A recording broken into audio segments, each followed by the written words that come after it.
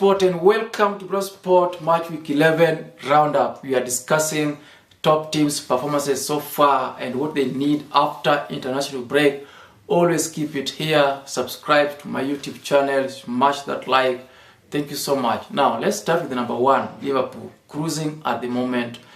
28 points after 11 games. Compare this to last season, they were third at this stage with 24 points. So that means that they are 4 points better than last season. So last season they finished 82 points. So if they get exact points after in the next 27 games, this season they are going to have 86 points, which I believe should be enough to win Premier League. So I said it and I'm still repeating this once more, that I believe this current champion will not reach 90 points. Teams are struggling. So I believe 86, 87, 85 should be enough to win Premier League. We are going back to the era of Arsene Wenger and Ferguson, where 80s will give you the title. Now, what do they need after international break? So I think this international break came at the wrong time for Liverpool, because when you are winning, you don't need this distraction. You need to keep on playing. You are confident, you have momentum. So they'll be most affected by this international break. So they hope that after break, they get their players back, they get another form, they get momentum back so that they can pick again. Their next games will be very crucial. They are heading to St. Mary's, playing Southampton. After that crucial game against Manchester City. Very tough game, though they'll be at home. Then after that, two away games, Newcastle and Everton. So you look at those games as potential area where they can actually drop points. So we shall wait and see. Number two, Manchester City, sitting second currently. Last season they were first at this stage with 27 points. Now they are having 24 points. So they are 3 points worse than last season. So if they get 27 points, if they get exact point like last in the remaining 27 games like last season, that means they'll be having 91 minus 3, they'll be having 88 points, which still think will be able to win them the Premier League. Now they've suffered with injuries. Apart from injuries, I think they don't have that form.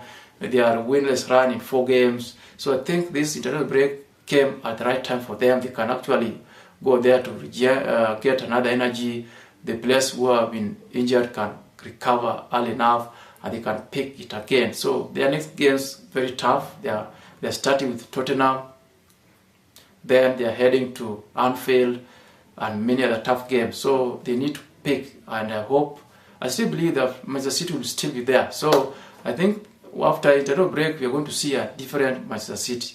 So that's what they need. Number 3, Chelsea. Chelsea is the most improved team in the current calendar. I tell you, last year at this stage, they were number 12. Now they are third. Nobody expected them to be this good, though they spent a lot of money. But I think Chelsea team is very, very good team. This team, I think they should be in the conversation in this title race. They are playing so well. They have young stars. They have depth. Look at their bench. See, this team, they can't be affected with injuries. They scored 8 goals against Noah, and first team, all of them were rested. So, and this is the benefit. This is where they are going to get advantage over other teams. Especially now we are heading after this international break. We are heading to a very busy week where you're playing after 2 days. We have Carabao at the crucial stage, Champions League at a very crucial stage. You can't rest players. Very busy schedule for Premier League and many other games coming up. So Chelsea is a very good team. I think they should be in conversation going forward. What do they need after the international break? Nothing much. I think they are above the curve. They are ahead of the plan which they had. So they just pick it game after game, then they see where that will leave them. But currently, they are a very good team. Number 4, Arsenal. Arsenal last season at this stage they were having 24 points. Now they're having how many points? 19 points. So 5 points worse than last season. If they have to pick the same amount of points in the minute 7 games, they'll be having 89 minus 85, it will be 84, which I don't think will be enough to win English Premier League, and that's something very hard to ask for. Especially if you remember how Arsenal played the second leg of last season, where actually out of 15 games they only had 1 draw. So Arsenal will need to get a very unbelievable run to actually have a chance in this title race. So many people have actually ruled them out. So this internal break came at the right time for Arsenal. The right time, because they needed this. We needed this break so that we can get our players back to form.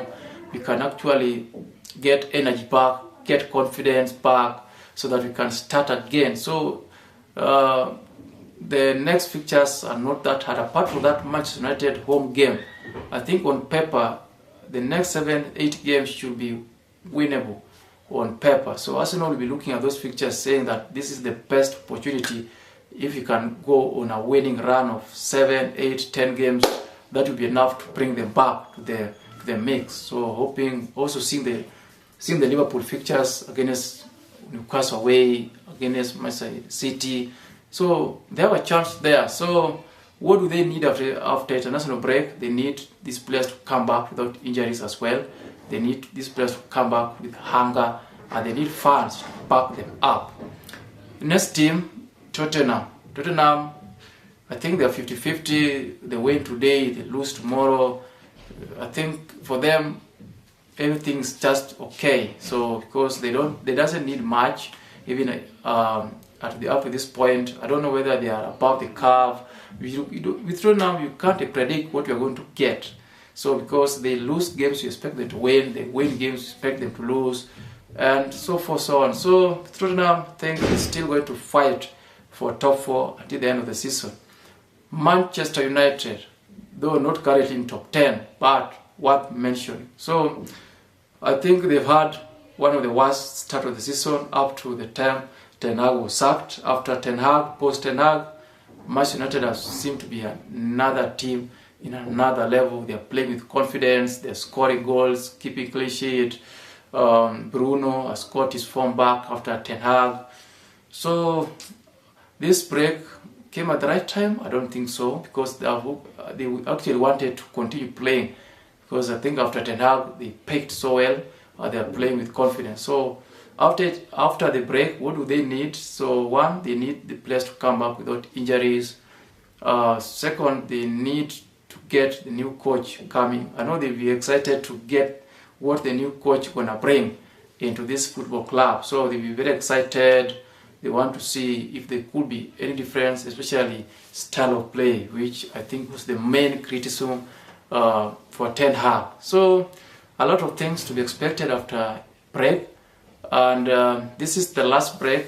The next break we'll be having next year in March actually. So that means that we are going to have non-distracted games.